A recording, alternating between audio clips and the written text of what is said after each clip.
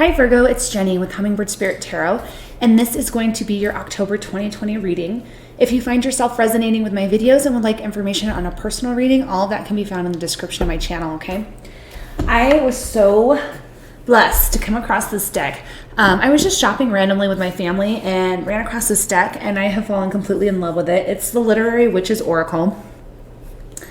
Oh my goodness, I'm choking up a little bit. I have to have a little sip of wine. Witch's brew. Sorry, maybe you need to clear up your throat chakra and say some truths, Virgo.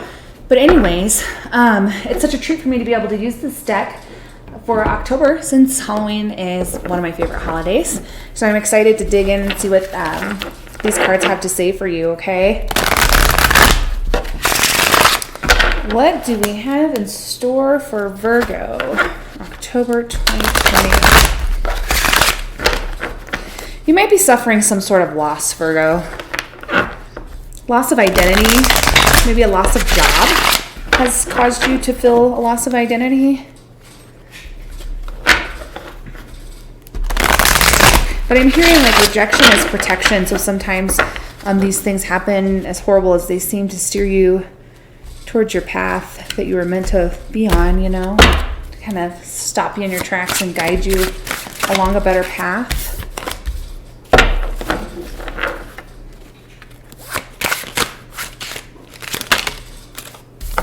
Okay, so you got a few witches, Virgo, and that has not happened yet. Actually, every reading that I've done, I think, has only gotten one, if I'm not mistaken. So you got Zora Neale Hurston, Story, and you've got Anne Carson, The Intellect, and you got Marabi, Devotion.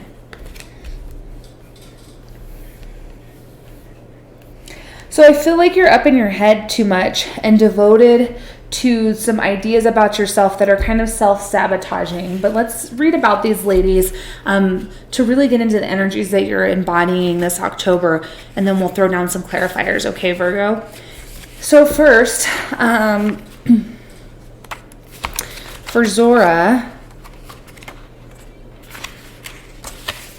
we've got story, your story, the stories of others listening.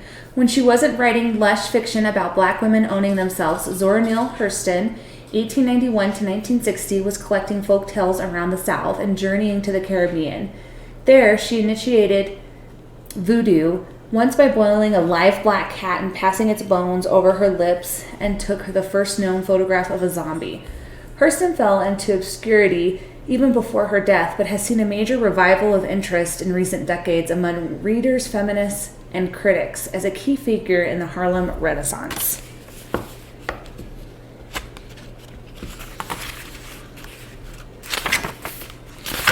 Anne Carson, The Intellect.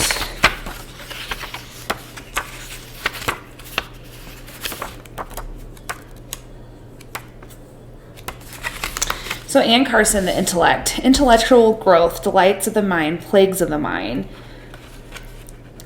A prolific writer of poems, essays, and various literary hybrids, works with themes of lost family members, love and lust, religion, and the intellectual tradition. The combination of this MacArthur Fellowship recipient's austerity, startling insights, and relentless questioning is as awe-inspiring and explosive as the volcanoes she has been known to paint.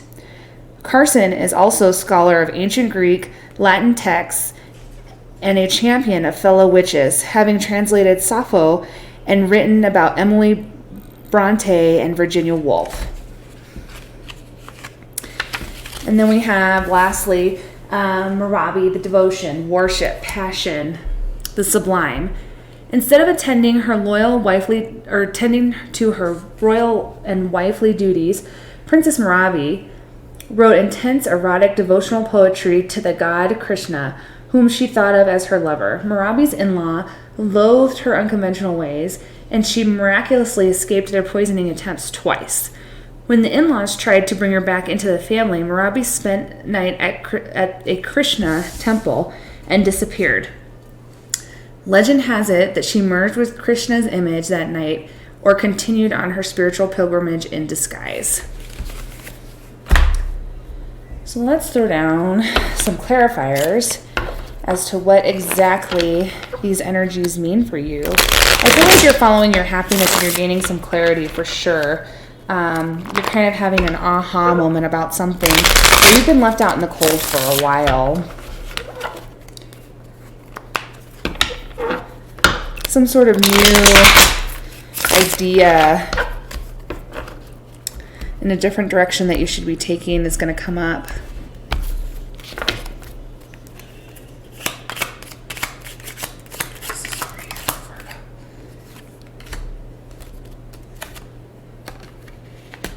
So you haven't been living your truth. Your life was kind of out of balance. It wasn't fulfilling whatever it is that you were doing. It didn't feed your soul.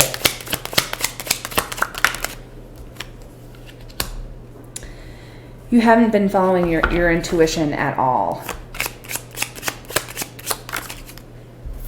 But there's new job opportunity coming your way, or a new stable beginning coming your way.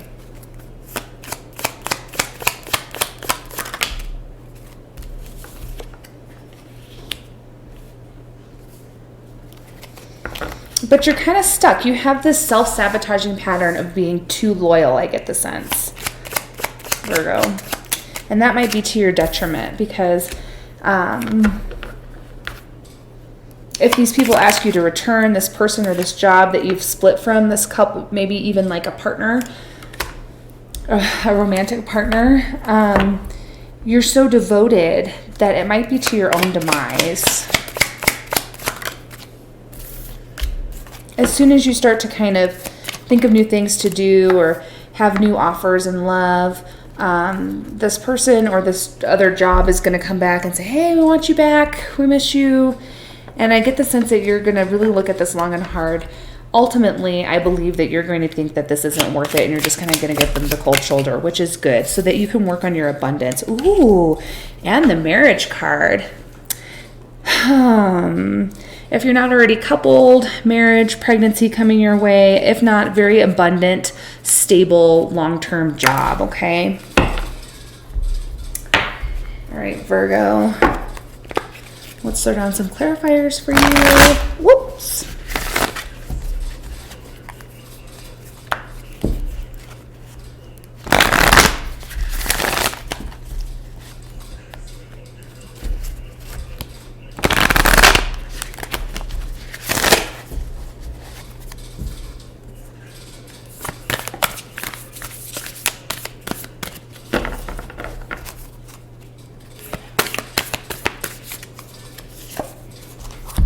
Conclusions are within reach, okay? You have the answers within you, and I think you know the answers to the questions that you're hung up on, and I really do feel that this month you're going to gain some clarity. A definite aha moment is coming your way, Virgo. Well, I hope this was helpful. I hope you have a great rest of your October. I'm sending lots of love and light. Take care, guys.